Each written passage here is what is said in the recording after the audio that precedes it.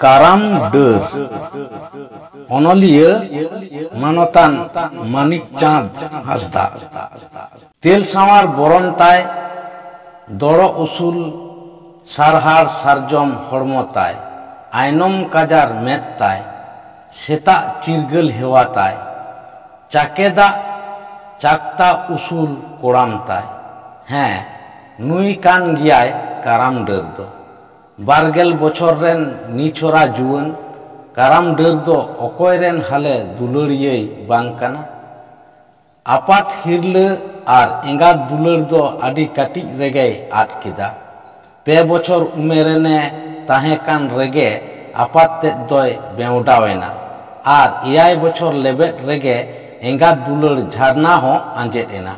আপাত দানাঙ্গ রেদো বাই রাগ লেদা मेनखान तोवा दारे भिंदड़ेन रेदो आदि हाबिज दिशा दिशाते हमर केदा नितो दो अजित तेट सोना गेताय हिरले उनी रे गेताय जतो आस भरसा सोना दो हारागट कुड़ी गिद्रे ᱧᱩᱛᱩᱢ लेका गेताय रूप रंग आर चल चलन हो एंगाते ताहेकान रेगे पेड़ा कथा दको एहब लेदा नितो दो बकद गिद्रे चंपई हो अकय हिरले बागिया नुआ को उइहर कते मिद दिन आज काकाय मेता दिया इये हपनबा पेड़ा कथा दो चाबा काप पे बाबू एनते अकय ठेनिं बागिया काकाते दोय मेन किदा सोना बिटी कथा दो बाबन मुचदा एंगाम ताहेन अक्तो रिया कथा काना बाबू दो नहा आले ठेन गे ताहेना आमेम बागियाय खान गे नहा ए जुतुआ नितो दो आम मेनाम तेगे नुने दोय दुलड़ोक काना बापुड़ी सोना दो तुम्बुक खन बाय कोयक लेदा बयहा ताय बागियाय हुदिस गे बाय हुदिस दाड़ेयाक कान ताहेत काना जहां खन गे हिजु बाबुई खोज मारांगिया आर आया खबर रे दुरुब कते दुलरते चो आया चंपई बाबू हो जहां सेन खनगे हेज तोराय हहगोदा छोना दीदी आर दर इदी कते हारुब गोदेया आर मिद धावते बयहा दुलर एंगात दुलर आर आपात हिरलए नाम केद गे काकात ओड़ा दो सोना ताकिन लगिद नरक बाराक काकित तेरा व्यवहार खातिर नुकिन खातिर ते जाओगे काकात तकिन किन खपरिया बंशरिया मायाम सोना बिटी तकिन रे आतु कानते काकात ते भाईरो दो होनांग आइरेन लेकागे दोहो किकिना मेनखान एरात ते चिता तुलुई दाड़ेगे बाय दाड़ेया मिद दिन रिया कथा सोना दो चंपये हबर अकादे ताहे काना आर बापुड़ी चेत कोचोकिन गालमारावे ताहे ओना अक्तो रेगे चिता दो सेंगेल सुसुर बांग लेकाय सुरसुरो हेइना आर एद्रे सेंगेल उलई रिया अवसरे नाम केदा हेंदाना सोना लाजाव दो बाम अइकाविदा मा हबर काय में कामी दो बानुक तामा बाले कान गयाय से चेत चंपई दो चिकाते चोंग एंगाम दो बाय सिकाव हटोलेत में आंजम तोरा सोना दो मूर्ति लेकाय तिंगु थीरेना चेद ए चिकया ओतमा केटेयन आर सेरमा मा चोटेन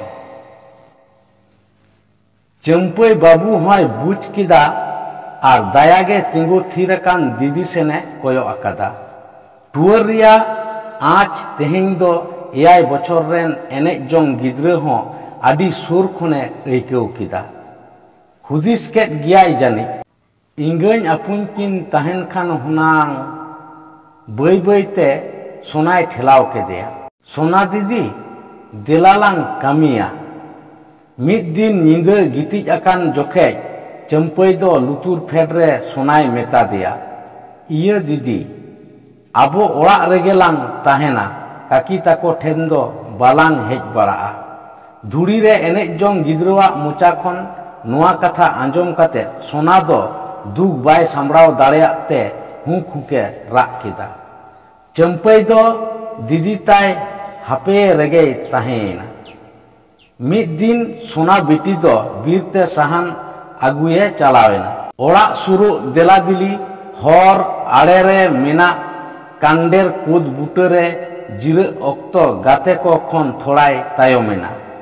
ᱮᱴᱟᱜ ᱠᱩᱲᱤ ᱠᱚ ᱥᱮᱴᱮᱨᱮᱱ ᱠᱷᱟᱱ ᱪᱷᱤᱛᱟᱹ ᱫᱚᱭ ᱢᱮᱱ ᱜᱚᱫ ᱠᱮᱫᱟ, ᱟᱞᱮ ᱥᱚᱱᱟ ᱫᱚ ᱩᱠᱩᱨᱤᱡ? ᱦᱚᱨ ᱨᱮᱫᱚ ᱪᱮᱫ ᱮ ᱥᱟᱞᱟ ᱠᱟᱱᱟ? ᱥᱚᱞᱢᱟ ᱫᱚᱭ ᱢᱮᱱ ᱠᱮᱫᱟ, ᱤᱭᱟᱹ ᱢᱟᱨᱟᱝᱜᱚ ᱢᱟᱨᱟᱝ ᱩᱛᱟᱹᱨᱮ ᱵᱳঝাᱣ ᱟᱠᱟᱫᱟ, ᱚᱱᱟᱛᱮ ᱦᱚᱨ ᱦᱚᱨᱛᱮ ᱟᱭᱢᱟ ᱴᱷᱮᱱᱮ ᱫᱚᱦᱚ ᱟᱹᱜᱩᱭᱮᱫᱟ᱾ ᱱᱤᱛᱚᱜ ᱫᱚ ᱦᱚᱨ ᱟᱲᱮ ᱠᱟᱱᱰᱮᱨ ᱠᱩᱫ ᱵᱩᱴᱟᱹᱨᱮᱭ ᱡᱤᱨᱟᱹᱣ ᱟᱠᱟᱱᱟ᱾ ᱥᱩᱨ ᱦᱚᱛᱮᱡ ᱛᱮ ᱵᱟᱞᱮ ᱛᱟᱺᱜᱤ ᱞᱮᱫᱮᱭᱟ᱾ ᱢᱮᱱ ᱜᱚᱫ ᱟᱠᱟᱫᱟᱭ, ᱚᱲᱟᱜ ᱨᱮ ᱟᱯᱮ ᱢᱟᱨᱟᱝ ᱠᱩᱲᱤ ᱢᱮᱱᱟᱭ ᱠᱷᱟᱱ ᱫᱟᱨᱟᱢ ᱟᱹᱜᱩᱭᱮ ᱞᱟᱹᱜᱤᱫ ᱠᱩᱞ ᱠᱟᱭ ᱢᱮ᱾ ᱵᱟᱭ ᱪᱟᱞᱟᱜᱼᱟ ᱤᱧᱨᱮᱱ ᱫᱚ᱾ ᱥᱚᱱᱟ ᱪᱷᱤᱱᱟᱹᱨ ᱫᱚ ᱪᱮᱫ ᱵᱟᱭ ᱵᱟᱰᱟᱭ ᱟᱠᱟᱫᱟ? ᱫᱤᱠᱷᱤᱛ ᱛᱮᱪᱚᱝᱮ ᱛᱟᱭᱚᱢ ᱟᱠᱟᱱ, ᱫᱟᱲᱮᱞᱚᱜ ᱠᱟᱱ ᱛᱟᱭᱟ, ᱫᱟᱲᱮᱞᱚᱜ ᱠᱟᱱ ᱛᱟᱭᱟ ᱵᱟᱹᱪᱠᱟᱹᱨ ᱫᱚ, ᱪᱷᱤᱛᱟᱹᱭ ᱮᱜᱮᱨ ᱠᱮᱫᱟ᱾ ᱪᱟᱹᱢᱯᱟᱹᱭ ᱵᱟᱹᱵᱩ ᱫᱚ ᱡᱚᱛᱚᱭ ᱟᱸᱡᱚᱢ ᱠᱮᱫᱟ ᱟᱨᱮ ᱵᱩᱡᱷᱟᱹᱣ ᱠᱮᱫᱟ᱾ ᱪᱟᱹᱢᱯᱟᱹᱭ ᱫᱚ ᱟᱡ ᱫᱤᱫᱤ ᱟᱹᱣᱨᱤ ᱧᱟᱯᱟᱢᱮ ᱦᱟᱹᱵᱤᱡ ᱰᱩᱞᱩᱝ ᱰᱩᱞᱩᱝᱮ ᱪᱟᱞᱟᱜ ᱠᱟᱱ ᱜᱮᱭᱟ᱾ ᱠᱩᱫ ᱵᱩᱴᱟᱹᱨᱮ ᱫᱤᱫᱤ ᱛᱮᱫ ᱠᱩᱰᱵᱩᱨ ᱟᱠᱟᱱᱮ ᱧᱮᱞ ᱠᱮᱫᱮ ᱠᱷᱟᱱ ᱟᱹᱰᱤ ᱟᱸᱴ ᱛᱮᱭ ᱫᱟᱹᱲ ᱤᱫᱤ ᱜᱚᱫ ᱠᱮᱫᱟ ᱟᱨ ᱫᱮᱭᱟ ᱥᱮᱫ ᱠᱷᱚᱱ ᱦᱟᱹᱨᱩᱵ ᱜᱚᱫ ᱠᱮᱫᱮᱭᱟ᱾ ᱥᱚᱱᱟ ᱫᱤᱫᱤ, ᱚᱲᱟᱜ ᱨᱮ ᱠᱟᱠᱤᱭ ᱮᱜᱮᱨᱮᱫᱟ᱾ ᱱᱚᱣᱟ ᱠᱟᱛᱷᱟ ᱟᱸᱡᱚᱢ ᱛᱚᱨᱟ ᱥᱚᱱᱟ ᱫᱚ ᱵᱚᱛᱚᱨ ᱛᱮᱭ ᱫᱷᱟᱠ ᱢᱟᱨᱟᱣᱮᱱᱟ᱾ ᱦᱩᱫᱤᱥ ᱨᱮ ᱛᱟᱦᱮᱸ ᱠᱟᱱᱟᱭ, ᱛᱮᱦᱮᱧ ᱫᱚ ᱱᱟᱦᱟᱜ ᱰᱷᱮᱨ ᱥᱟᱦᱟᱱᱮ ᱤᱫᱤᱭᱮᱫ ᱛᱮ ᱠᱟᱠᱤ ᱛᱮᱫ ᱟᱜ ᱨᱚᱲ ᱵᱟᱭ ᱟᱸᱡᱚᱢᱟ᱾ ᱟᱫᱚ ᱠᱷᱟᱱ ᱪᱟᱹᱢᱯᱟᱹᱭᱮ ᱢᱮᱛᱟ ᱫᱮᱭᱟ, ᱪᱮᱫᱟᱜ ᱜᱤᱫᱟᱹᱨᱮᱢ ᱦᱮᱡ ᱮᱱᱟ? ᱚᱠᱚᱭ ᱥᱚᱸᱜᱮᱢ ᱦᱮᱡ ᱮᱱᱟ? ᱪᱟᱹᱢᱯᱟᱹᱭᱮ ᱢᱮᱱ ᱠᱮᱫᱟ, ᱤᱧ ᱢᱚᱛᱚ ᱜᱮ ᱫᱤᱫᱤ᱾ ᱠᱟᱠᱤ ᱮᱜᱮᱨᱮᱫ ᱟᱸᱡᱚᱢ ᱛᱤᱧ ᱦᱮᱡ ᱮᱱᱟ ᱥᱟᱦᱟᱱ ᱤᱫᱤ ᱜᱚᱲᱚᱣᱟᱢ ᱞᱟᱹᱜᱤᱫ᱾ ᱥᱚᱱᱟ ᱵᱤᱴᱤ ᱫᱚ ᱩᱱᱤᱭᱟᱜ ᱠᱟᱛᱷᱟ ᱟᱸᱡᱚᱢ ᱠᱟᱛᱮᱫ ᱠᱚᱲᱟᱢ ᱚᱲᱮᱡᱚᱜ ᱞᱮᱠᱟᱭ ᱟᱹᱭᱠᱟᱹᱣ ᱠᱮᱫᱟ᱾ ᱚᱱᱛᱚᱨ ᱨᱮᱭᱟᱜ ᱡᱟᱞᱟᱯᱩᱨᱤ ᱨᱮ ᱵᱚᱛᱚᱨ ᱰᱷᱮᱣ ᱫᱩᱞᱟᱹᱲ ᱰᱷᱮᱣ ᱴᱷᱮᱱᱮ ᱛᱟᱞᱚᱢ ᱦᱚᱪᱚᱭᱮᱱ ᱛᱮ ᱢᱤᱫ ᱜᱷᱟᱹᱲᱤᱡ ᱵᱚᱠᱚᱛ ᱛᱮᱫ ᱦᱚᱵᱚᱨ ᱠᱮᱫᱮᱭᱟᱭ᱾ ᱫᱩᱞᱟᱹᱲ ᱛᱮ ᱛᱷᱟᱯᱚ ᱠᱮᱫᱮᱭᱟ ᱟᱨ ᱵᱟᱱᱟᱨ ᱡᱚᱦᱟᱨᱮ ᱵᱟᱨᱯᱮ ᱫᱷᱟᱣ ᱠᱟᱛᱮᱭ ᱪᱚᱜ ᱟᱫᱮᱭᱟ᱾ ᱢᱮᱛᱟ ᱫᱮᱭᱟᱭ, ᱫᱮᱞᱟ ᱞᱟᱦᱟᱜ ᱛᱟᱞᱟᱝ ᱢᱮ, ᱤᱧ ᱢᱚᱛᱚ ᱛᱮᱜᱮ ᱦᱟᱸᱜ ᱤᱧ ᱤᱫᱤᱭᱟ᱾ ᱰᱷᱮᱨ ᱫᱤᱱ ᱠᱷᱚᱱ ᱮᱜᱮᱨ ᱵᱚᱛᱚᱨ ᱛᱮ ᱥᱤᱧ ᱢᱟᱨᱥᱟᱞ ᱫᱚ ᱵᱟᱭ ᱦᱚᱵᱚᱨ ᱟᱠᱟᱫᱮ ᱛᱟᱦᱮᱸᱫ᱾ ᱛᱮᱦᱮᱧ ᱫᱚ ᱢᱤᱫ ᱜᱷᱟᱹᱲᱤᱡ ᱵᱚᱭᱦᱟ ᱠᱷᱩᱞᱟᱹᱥᱟ ᱚᱱᱛᱚᱨ ᱨᱮᱭᱟᱜ ᱠᱟᱛᱷᱟ ᱠᱤᱱ ᱜᱟᱞᱢᱟᱨᱟᱣ ᱠᱮᱫᱟ᱾ ᱪᱟᱹᱢᱯᱟᱹᱭᱮ ᱢᱮᱱ ᱠᱮᱫᱟ, ᱦᱮᱸᱫᱟ ᱫᱤᱫᱤ, ᱟᱪᱪᱷᱟ ᱪᱷᱤᱱᱟᱹᱨ ᱫᱚ ᱟᱹᱰᱤ ᱵᱟᱹᱲᱤᱡ ᱦᱚᱲ? ᱚᱠᱚᱭᱮ ᱞᱟᱹᱭᱟᱫ ᱢᱮᱭᱟ? ᱥᱚᱱᱟᱭ ᱢᱮᱱ ᱠᱮᱫᱟ, ᱠᱟᱠᱤᱭᱮ ᱮᱜᱮᱨᱮᱫᱟ, ᱟᱢ ᱫᱚᱢ ᱪᱷᱤᱱᱟᱹᱨ ᱠᱟᱱᱟ᱾ ᱪᱟᱹᱢᱯᱟᱹᱭᱮ ᱢᱮᱱ ᱠᱮᱫᱟ᱾ ᱱᱟᱣᱟ ᱠᱟᱛᱷᱟ ᱵᱟᱝ ᱠᱟᱱ ᱨᱮᱦᱚᱸ ᱟᱸᱡᱚᱢ ᱠᱟᱛᱮᱫ ᱥᱚᱱᱟ ᱫᱚ ᱢᱩᱞᱤᱱ ᱜᱮᱭᱮ ᱛᱤᱸᱜᱩ ᱛᱷᱤᱨᱮᱱᱟ᱾ ᱵᱚᱠᱚᱛ ᱛᱮᱫ ᱫᱚᱦᱚ ᱠᱮᱫᱮᱭᱟ ᱟᱨ ᱥᱟᱦᱟᱱᱮ ᱫᱤᱯᱤᱞ ᱠᱮᱫᱟ᱾ ᱫᱤᱯᱤᱞ ᱡᱚᱠᱷᱮᱡ ᱪᱟᱹᱢᱯᱟᱹᱭ ᱫᱚ ᱵᱳঝাᱭ ᱪᱟᱯᱚ ᱜᱚᱫ ᱠᱮᱫᱟ᱾ ᱮᱱ ᱠᱟᱛᱷᱟᱡ ᱫᱤᱯᱤᱞ ᱜᱚᱲᱚᱣᱟᱭ ᱠᱟᱱᱟ᱾ ᱪᱟᱹᱢᱯᱟᱹᱭ ᱫᱚ ᱞᱟᱦᱟ ᱞᱟᱦᱟᱛᱮ ᱟᱨ ᱥᱚᱱᱟ ᱫᱚ ᱛᱟᱭᱚᱢ ᱛᱟᱭᱚᱢ ᱛᱮ ᱚᱲᱟᱜ ᱠᱤᱱ ᱪᱟᱞᱟᱜ ᱠᱟᱱᱟ᱾ ᱚᱲᱟᱜ ᱫᱚ ᱵᱟᱝ, ᱢᱤᱫ ᱡᱟᱭᱜᱟᱛᱮ, ᱚᱱᱮ ᱚᱠᱟ ᱨᱮᱫᱚ ᱱᱚᱨᱚᱠ ᱨᱮᱭᱟᱜ ᱮᱞᱟᱝ ᱢᱮᱱᱟᱜᱼᱟ᱾ ᱥᱚᱱᱟ ᱴᱷᱤᱞᱤ ᱫᱟᱜ ᱮ ᱛᱟᱦᱮᱸ ᱠᱟᱱ ᱡᱚᱠᱷᱮᱡ ᱨᱮᱜᱮ ᱦᱟᱛᱚᱢ ᱛᱮᱫ ᱦᱚᱸᱭ ᱵᱮᱣᱰᱟᱣᱮᱱᱟ᱾ ᱛᱟᱭᱚᱢᱤᱡ ᱦᱟᱛᱚᱢ ᱛᱮᱫ ᱦᱚᱸ ᱱᱤᱡ ᱦᱟᱛᱚᱢ ᱞᱮᱠᱟᱜᱮ ᱟᱹᱰᱤ ᱛᱮᱫ ᱮ ᱫᱩᱞᱟᱹᱲ ᱠᱤᱱᱟᱹ᱾ ᱢᱮᱱᱠᱷᱟᱱ ᱢᱤᱫ ᱢᱟ ᱥᱟᱺᱜᱤᱧ ᱟᱨ ᱚᱱᱟ ᱠᱷᱚᱱ ᱵᱟᱹᱲᱛᱤ ᱫᱚ ᱪᱷᱤᱛᱟᱹᱣᱟᱜ ᱵᱮᱣᱦᱟᱨ ᱤᱭᱟᱹᱛᱮ ᱟᱹᱰි ᱫᱤᱱ ᱠᱷᱚᱱ ᱵᱟᱹᱠᱤᱱ ᱦᱤᱨᱤ ᱟᱠᱟᱫ ᱠᱤᱱᱟ᱾ ᱠᱟᱛᱷᱟ ᱫᱚ ᱥᱟᱹᱨᱤ ᱜᱮᱭᱟ, ᱦᱟᱛᱚᱢ ᱜᱚ ᱫᱚ ᱮᱸᱜᱟᱛᱟᱜ ᱠᱷᱟᱹᱞᱤ ᱡᱟᱭᱜᱟ ᱠᱚ ᱯᱮᱨᱮᱡ ᱫᱟᱲᱮᱭᱟᱜᱼᱟ᱾ ᱟᱹᱰᱤᱭᱮ ᱩᱭᱦᱟᱹᱨ ᱠᱮᱫ ᱠᱤᱱ ᱠᱷᱟᱱ ᱢᱤᱫ ᱫᱤᱱ ᱦᱟᱛᱚᱢ ᱛᱮᱫ ᱡᱟᱥᱢᱤ ᱫᱚ ᱡᱟᱶᱟᱭ ᱛᱮᱫ ᱢᱚᱫᱚᱱᱮ ᱢᱮᱛᱟ ᱫᱮᱭᱟ, ᱫᱩᱥᱮ ᱪᱟᱞᱟᱜ ᱛᱮ ᱥᱚᱱᱟ ᱛᱟᱹᱠᱤᱱ ᱦᱤᱨᱤ ᱟᱹᱜᱩ ᱠᱤᱱ ᱢᱮ᱾ ᱪᱮᱫ ᱞᱮᱠᱟ ᱢᱮᱱᱟᱜ ᱠᱤᱱᱟᱹ, ᱪᱮᱫ ᱞᱮᱠᱟ ᱠᱚ ᱫᱚᱦᱚᱭᱮᱫ ᱠᱤᱱᱟᱹ, ᱯᱩᱸᱡᱤ ᱠᱚᱠᱚ ᱫᱚᱦᱚᱣᱟᱠᱤᱱ ᱠᱟᱱᱟ ᱥᱮ ᱵᱟᱝ, ᱵᱟᱝᱠᱷᱟᱱ थोड़ा गान टोला पाड़ारेन को नेल कथा किन पे कुमत तेद दो दोसार हिलो गे सेनिना चंपई बाबू बाय उरुम दाड़े काल दिया आज दीदी ठेन खन हातम कुमत बाबत रे जाओगे कहानी लिकाय अंजोमा और उनकिन ठेन चला लगी सोना बिटी दिनम गे मेताया लई भेदादे खान चंपई बाबुई दड़ इदी गट किदा और आज कुमंग ठेन हबर गट एना एन कथा दानांग लेन बाबागे रुवड़ेना कुली केदेयाय ओकायनाय बाबू दीदी दो हटियाते सेन अकाना काकी कुल अकादिया चंपई बाबू दोय मेन किदा ᱧᱩᱦᱩᱢᱚᱜ ᱫᱮᱞᱟ ᱫᱤᱞᱤ ᱪᱟᱹᱢᱯᱟᱹᱭ ᱫᱚ ᱵᱟᱨᱜᱮ ᱞᱟᱛᱟᱨ ᱦᱟᱹᱵᱤᱡ ᱮ ᱥᱮᱱ ᱮᱱᱟ ᱟᱡ ᱫᱤᱫᱤ ᱠᱩᱢᱟᱹᱝ ᱮ ᱦᱮᱡ ᱟᱠᱟᱱ ᱨᱮᱭᱟᱜ ᱠᱟᱛᱷᱟ ᱞᱟᱹᱭ ᱞᱟᱦᱟᱣᱟᱭ ᱞᱟᱹᱜᱤᱫ ᱫᱟᱨᱟᱢ ᱛᱚᱨᱟᱭ ᱞᱟᱹᱭ ᱜᱚᱫ ᱟᱫᱮᱭᱟ ᱫᱤᱫᱤ ᱠᱩᱢᱟᱹᱝ ᱮ ᱦᱮᱡ ᱟᱠᱟᱱᱟ ᱱᱟᱱᱟ ᱞᱟᱰᱩᱭ ᱠᱩᱞ ᱟᱠᱟᱣᱟᱫ ᱞᱟᱝᱟ ᱟᱨ ᱟᱭᱟᱜ ᱡᱚᱢ ᱥᱟᱨᱮᱡ ᱞᱟᱰᱩ ᱥᱳᱱᱟ ᱵᱤᱴᱤ ᱛᱤᱨᱮᱭ ᱪᱟᱞ ᱜᱚᱫ ᱟᱫᱮᱭᱟ ᱟᱸᱡᱚᱢ ᱛᱚᱨᱟ ᱥᱳᱱᱟ ᱫᱚ आडी रस्कयना एनते हातम कुमंग ठेन सेनोग लगी चुट चुटे ऐकवे तहेत काना एन हिलो आयुब सेज हिदु इसिन लगी काकी ते दो सोनाय मेता दिया मोड़े पई चावले खादले मेता दिया छिते दो पुन पई रेगे मोड़े पई गट किदा सोना बिटी मेन किदा बांग चोंग काकी पुन पई गिन सोंग अकादा छिते दो एगेर रिया सुसी नाम केट खान बुगीते एगेर केदेया बेजाय पुन पई गे इंग दुइन काड़ी गिया से चे नित हाबि लेखा गे आउरिम चेदा दो दा बासांगेना खादले हद में लाजाव दो सेता गे जम के तमा इनेम सिखेव इदिं कान दो सोना दोय बुझेव किदा उनी लगी नावा कथा हो बांग तहे कना चंपई हो एंडेगे तिंगु अकान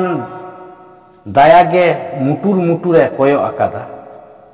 डाली रे पई दोहो काते सोना बिटी दो चावले खादले चलावेना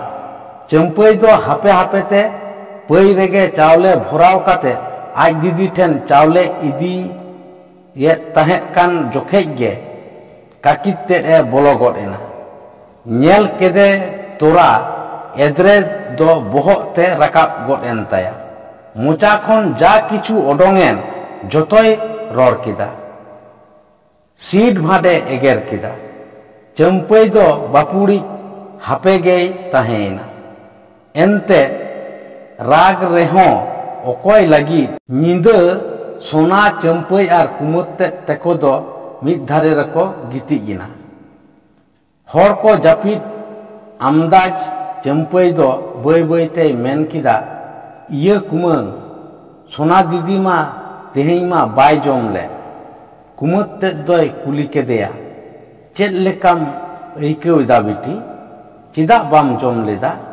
हिरलेरिया राते नेलेते सोना दो कुसुट कुसुट ए राग किदा चंपई बाबू गे मेन गट किदा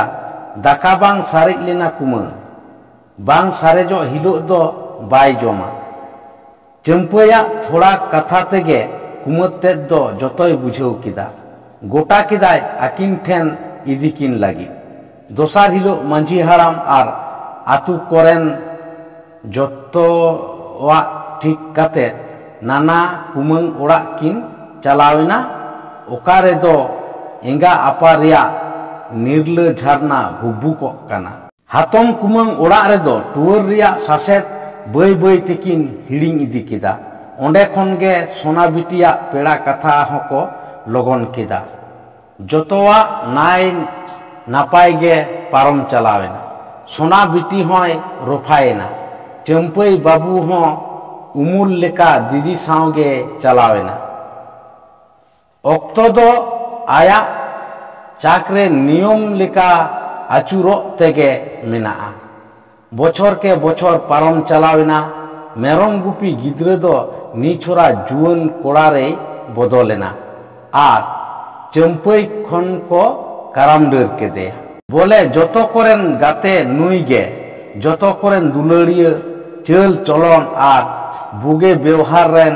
मिट्टेन जीवे मूर्ति गे बीर एमान चला रे आतुरेन कुड़ी कोड़ा को होहो तोरावाई गया लहा लहा दा आतुरेन कुड़ी को बीर खन को रुवर कना हर रे मिट्टेन बुहड़िया गाडा एन हिलो बुरु सेने दा के खान उसरा गाडा पारोमा मेनते नीराते को हिजुक कना नित हाबि दा दो बांग फेड कना जतो को पारोमेना एकेन जवाब बोले तला गाडा रे मेनाया और काराम डर दो तायम उतर रे मेनाया आवरिये बोलोआ इन तेगे नेल पेसे गाडा दा दो साड़ेर हेजिना और जबाए चापे के देया किकिर लेका काराम डर दो हालोए लगिदे दोन किदा मेनखान बाय हालो नाम ले देया संगेतेन कुड़ी को दो नोआ घटना रिया खबर सेटर लगी आतु को दर इदी किदा काराम डर दो बाय आस छुडौ आकाना आया दाड़े रे पूरा भरोसा मेना ताया एकेन थोड़ा अवसरे खोजक कना गाडा आड़े आड़ेते दा सावते गे दर इदीदा और जहाँ ठेन गे थोड़ा गाने पुढौ गो ओंडे गे ओवार रकाबिया मेनते आया जीवी चुपुट कते तान मान ददर तुलुई गाडा दा गे कोयक किदा ढेर लातार ᱧᱚᱜ रे आचका गे जोबावा उब दा चितान रे नासे नाए नेल केट खान चोब मेनते गाडा रे दोन किदा और ठीक नजर दो बांग बेरथा लेन ताया ओवार ओडों के देयाय मेने आदिसगे नोआ खबर दो इन टोठा रे बीर सेंगेल लेका पासनावेना काराम डर दो टुअर कोड़ा जोबा दो किसड़ हपन एरा सात भयदिरेन एका बुहिन ओने को मेनसी राबांगे लई रेमा तांबू को बेरेट आय और सितुंगे लई रेमा गार को बेनावाय कान ताहेत कान एन रेहों काराम डर रेगे मन दो हुड़े एन ताया एनते नावा जीवने एमा दिया मिद दिन काराम डर गाडा आड़े नीम बुटरे दुड़ुब आकान जोखे जोबा दो उनिये कुली के देया अच्छा इंग वारिंग रे आमा जीवी दो बाम काराम डर इंग रेन दो चिली मेना कुआ बंचाव ताहे कथिंग चिकया जोबा उनका दो आलम मेना काराम डर आम लगी हो जहाय मेना को गया आबो समाज रे आम लेकान हर रिया जारूर मेना काराम डर हैं गे जेमन आतु बड़ा रे कुड़ी को वार बड़ा को इनगे तो जोबा लांदा कथा आलम बुझेवा तेहें दो आम संगे मिटांग आसल कथा गालमाराव रिया मेना तिने कुलियत मियाई आमा उन मारांग छिबंग रिया चेत सिरपन इमामा चेत ओहो जुत लेना काराम डर आमा खुशी इंग टुअर दो बेगोर सिरप तेहुं जुत गया थोड़ा सेरमा पारोमेना हर आड़े रे